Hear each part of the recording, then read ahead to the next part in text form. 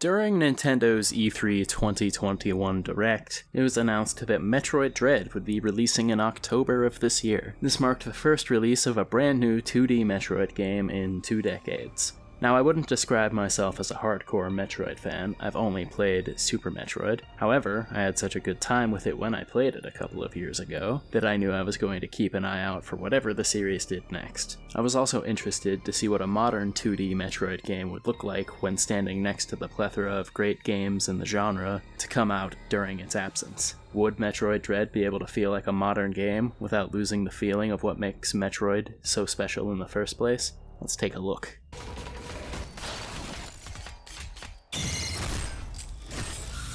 Metroid Dread is a non-linear 2D action platformer. The general loop of the game is exploring the alien planet of ZDR using Samus's various power-ups in order to aid your exploration of the planet. The game sets you up with the general goal of getting back to Samus's ship on the surface of the planet. I liked this touch because it gave me a general direction to head towards and told me what to do, but left the how to do it to me. I actually feel like this game is pretty good at giving you an idea where to go without ever having to resort to a neon trail or sticking a goal marker on the map. Every time I obtained a new power, I had an idea of at least 2 or 3 spots to go and try to move forward at. More often than not, at least one of these spots would have the way forward and flow into the next upgrade or boss or switch to hit. I did get lost a couple of times, but I felt like they were on me for just failing to be observant. For example, there was definitely a door in the 3rd area that I just neglected to walk through, and lo and behold, it had the switch that I had been running around trying to find for the past 15 minutes. There are a couple of modern quality-of-life touches to the exploration that are rather helpful. First of all, anytime you come across a door or path that is blocked, it gets marked on the map. The map will also tell you what you need to unlock the door if you have the corresponding upgrade with you. So for example, if I need the charge beam to open a door, it will say charge beam door on the map. If I don't have the required item, the map will just mark it as question marks. The map also keeps track of any upgrades such as missile tanks and energy packs that you can see in a room but can't quite get to at first. It also specifies whenever you've obtained any of these items. On top of that, the minimap will also make part of the area blink if there's still a secret to be found, so it promotes looking around to the full extent of your abilities. And speaking of abilities, Samus controls impeccably in this game. The jumping feels less floaty than it did previously, the slide maneuver is great for dodging under projectiles while still getting shots in, if you stop to aim there's full 360-degree motion, and the melee counter is quite satisfying to pull off. The game also generously starts you off with 15 missiles, and that's just the core abilities that the game starts you off with. The game also contains most of the series' hallmarks that one would expect. Every power-up feels like it opens up new options, not with just how to progress through the depths of ZDR, but also how you can handle combat. Something I really appreciate about this game is how much more intuitive it is to access the ever-expanding arsenal that you're given. In Super Metroid, you had to push the same button several times to get across your inventory. In this game, all of your missile upgrades stack on each other in the same way that the beam upgrades do, and anything that's more centered around movement gets its own dedicated input. To be fair, the game does make use of most of the controller's real estate, so it can become a lot to remember later in the game. But once you have everything down, anything you'll ever need is going to be one button press away instead of several. One of the standout new additions to the flow of the game in Dread is the Emmy robot sections. The Emmys are pursuit robots that patrol specific designated zones. They detect Samus via echolocation, and if they manage to grab you, they kill you in one shot. You do obtain the means to defeat the Emmy droids inside of the zones that they're patrolling. You defeat a mini-boss and then you get the beam that allows you to kill them. I think designing these sections to have their weakness inside of the zone that the Emmy is patrolling is a really good choice. The game becomes a very tense round of cat and mouse where you have to cautiously navigate the area in order to permanently deal with the threat. If you do get killed by an Emmy, you are sent just back outside of the danger zone rather than to a save station, which I feel like does a really good job at mitigating any of the frustrations that I might have been feeling. The game gives you an upgrade to help you avoid detection as well, but for me, the pendulum really swung the other direction when I managed to consistently pull off the parry for when they grab you. The first time I was able to do it, I felt powerful. The 20th time I was able to do it, I still felt powerful.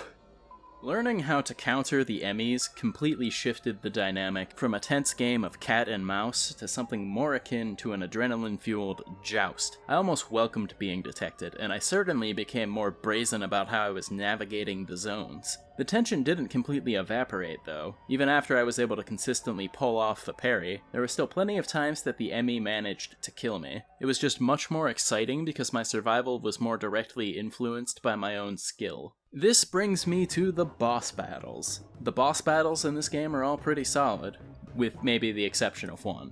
They all follow the classic approach of learn their pattern, probably die a couple of times while you're trying to figure out said pattern, and then once you've got their pattern down, it is smooth sailing. Similar to the Emmys, dying to a boss sets you right outside of their room rather than back to a save station, which again is really nice because it prevented me from being discouraged by any third phase deaths where I screwed up what was probably the final sequence of the battle.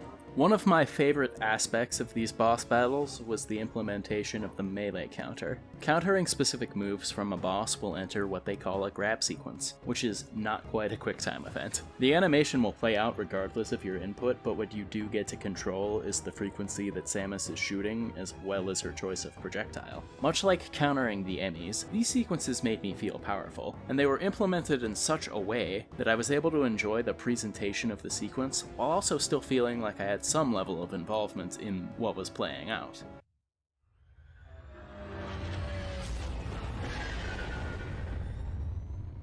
We'll soon be entering ZDR's atmosphere.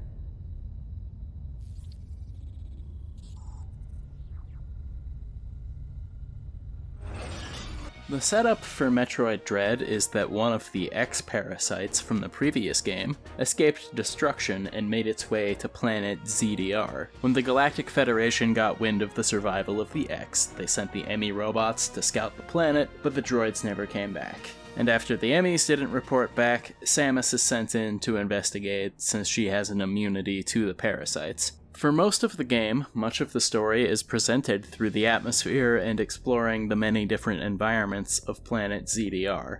One solid example of environmental storytelling on display is in the first couple of zones. Much of the first two areas is centered around redirecting a series of thermal ducts to open passages forward. This serves not only as a diegetic way to proceed, but it also presents you with the notion that the planet must be pretty cold naturally if the heat has to be harnessed and regulated to such an extent.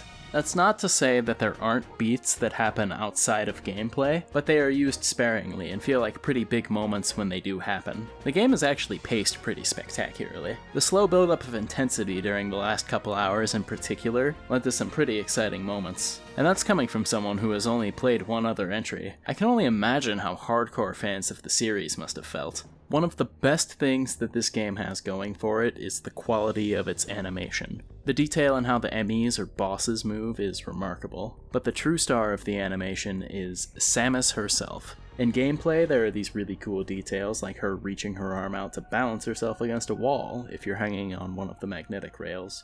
The cinematics do a great job of conveying everything that she might be feeling as well. Whether it's seeing the arrival of one of the bosses and being completely unimpressed, relaxing for a moment to take a breather, or even moments of desperation towards the end of the game, it's all conveyed in a manner that gets the point across perfectly. Metroid Dread is a must-play for fans of the genre. It manages to bring modern sensibilities to the controls and quality of life adjustments, while still maintaining the lonely atmosphere and sense of exploration that the series is known for. The final act of the game felt like a great culmination of everything I had been building towards from the start, and the conclusion made good on the payoff in spades. If you don't like Metroidvania-styled games, this probably won't be the one to change your mind, but if you do, then Metroid Dread is one of the best the genre has to offer.